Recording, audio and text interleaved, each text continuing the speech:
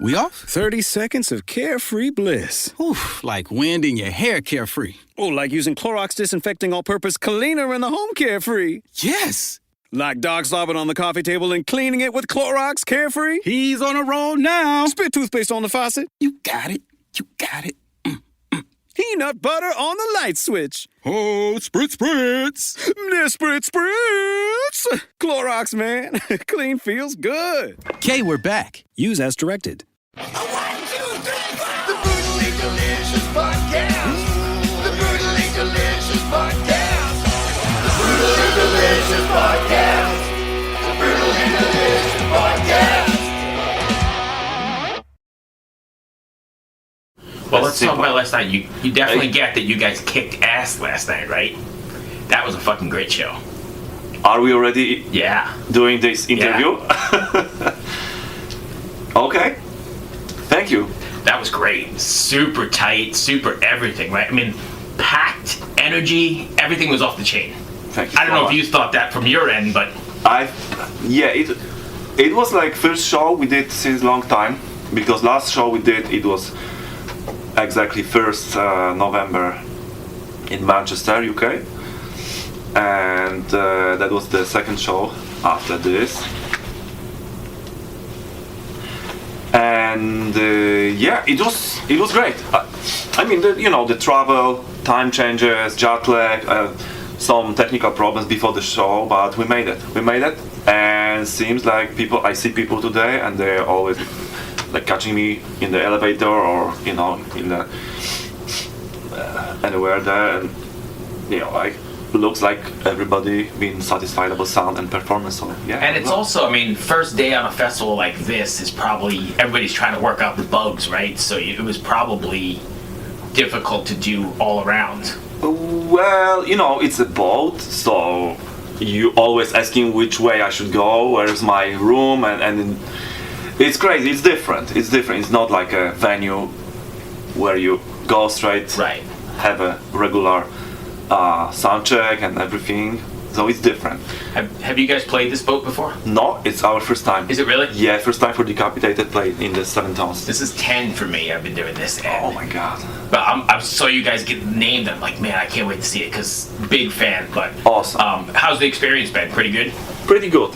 And I know a lot of people waiting for that show, especially that is the Nihility set, which we played our first ever tour in US. It was after Nihility album in 2002, and it was amazing. Great tour. We share stage with Incantation, which also after this festival we start Nihility tour with Incantation. And they're here. And they're here as well. Yeah. I'm glad they play today. Oh, they do? Yeah. So I enjoy a lot of being here, watching the sea, ocean.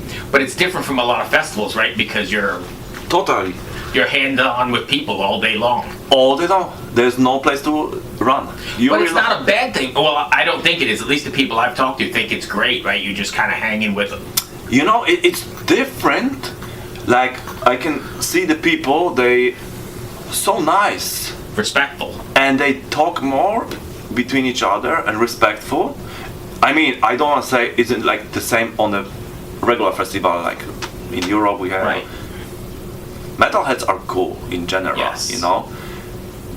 And every next year I can see like they even change for better, like the mentality of this group of people is just like people become more nice and I always friendly. say if we could like clone the metal community and make that the standard for the world, we would be in a much better place. I think so. I'm pretty sure. Because as wild and crazy as everybody is, they're also very caring, respectful. We are really respectful. We are very tolerant yes. people. Not everybody. Like every group of people have, bad outliers, bad guys, and stuff like that. But I think this is all about the tolerance and friendship and respect. it's great in here. You know, you Yeah. can feel really safe, really Yes. like at home, basically. Right. It's cool. So you guys are heading out for how long is this run in the U.S.? It's gonna take it's 21 shows plus some off days, so it's about 4 weeks, I guess. Yeah. I know you mentioned you've been doing this 2002-ish. Was that like your first tour? Yeah. How long, do you ever imagine you'd still be doing it? And also, how do you keep up with we're all aging, right? I don't want to pin you, but we're aging like me. How do you keep up with the demands of a 21-date tour or something like that? I mean, I just take care of my health. I don't drink that much. I don't take drugs. So it somehow works. I start to do more sport last years. It just feels better.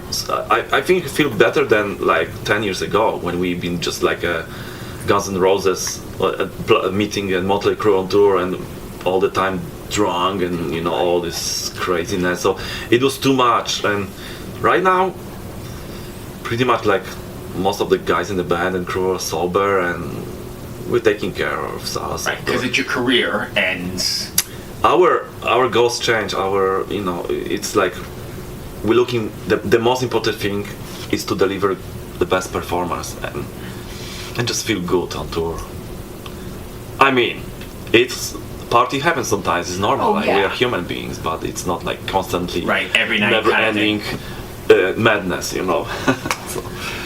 As far as music goes, releases, anything new coming up? Yeah, I mean, I'm working on it. I'm working on the new songs. I have already, let's say, 50%, I guess, of the new Decapitated record. And yeah, after this tour, I'm gonna continue because sometimes I've been working for new ideas on tour, but I don't really like it because it's just not a place to focus on the ideas. It's a mess. People running around. It's like sound check, and then you need to go out look for food. Like it's not really a place to focus and do. I focusing being on tour and just focusing on like. So do you find yourself like going out into a cabin somewhere to kind of write, or are you able to get that at home? I'm working at home. I have my room, so I can separate from the family, from Right. kids, but still I can hear them. Right. So it's not like maybe perfect place, but I learned during the years. I already make, I think, 4 albums at home, like with the small kids, with the family life, Right. all these things. Right. Which I needed to somehow learn how to take my head out of the, you know. Right. all the- Musician life, dad Yeah, life. yeah. Right. But after the tour, I have the plan to just go to our rehearsal space and just work on the material there, to be completely out of everything, separate, and I believe it will work well for that. Do you approach writing like with a record with a theme in mind or a topic, or do you just kind of see where it ends up? Something like that. Yeah, I'm just following with some kind of anything can inspire me, and just hunting like a fishing for the riff. I just spend time with guitar, playing and listening what's going on, and then suddenly, oh, maybe this is gonna be a good idea, and then work around this and add new ideas around, and it's a long process. Right. Composition is, you know, it's weird because I'm performing, I'm guitar player, so I'm instrumental guy, plus I'm composing the stuff, I'm performing on stage. It's few things you need to connect and At LinkedIn, we know hiring is a big deal for your small business. Sometimes it can feel a little overwhelming. LinkedIn uses data that you can't find anywhere else to give you the best candidates, all so you can feel confident you're hiring the best person for the job. And even a little hiring bliss. See why 86% of small businesses who post a job on LinkedIn get a qualified candidate within a day. Post a job for free at linkedin.com/achieve. LinkedIn, your next great hire is here. it's not that easy, and yeah, you need to find the time for this. Also, I need to practice a lot to keep in shape myself, like, you know, and it's not possible when you play, if you play Decapitated, you can stop to practice. Like you can stop practice for 1 week, but then you need to practice even more to go on stage and perform Right. this kind of stuff. So How much time do you spend trying not to rewrite your previous records? I don't really think about that. And actually, every Decapitated record is different. No, I know they are, but I was just curious. Do you put a lot of effort into trying to make sure they they're will be different? not the same kind Yeah. of ideas. No, I don't have to. Somehow it becomes naturally that it's different and different. It sometimes I think that I have the moments that I was in trouble because I thought it's like this is sounding like a completely different band right now. and what would be the reaction for the fans? Right. Like how they take it. Like we have, you know, like every record is different. But like with Blood Mantra, for example, like we start to do something really different, something groovy, something trashy. I don't know. And another new record will be, I think, also some bringing in new, fresh ideas, which will be surprising. But the fans have been along for the ride. That's good. I think they're used to it. Yeah. And you know what? It always worked that way.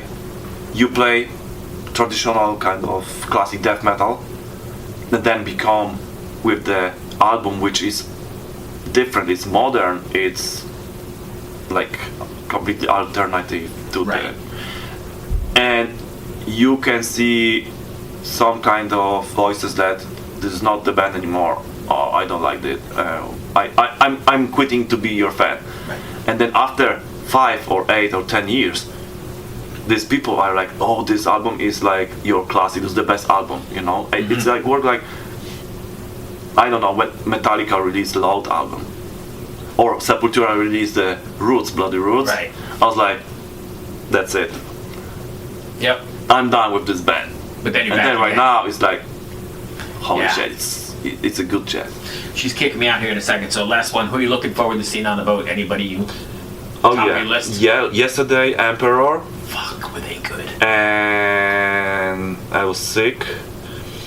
Today I'm going to see Sepultura for sure. Suffocation. I have a list. I signed all the bands. It's a lot. Yeah. Who else today? I seen Isan, but he got a problem, technical problems. Oh, I didn't make it out there. Pessimist. I think Beyond Creation. Hate, the Polish guys.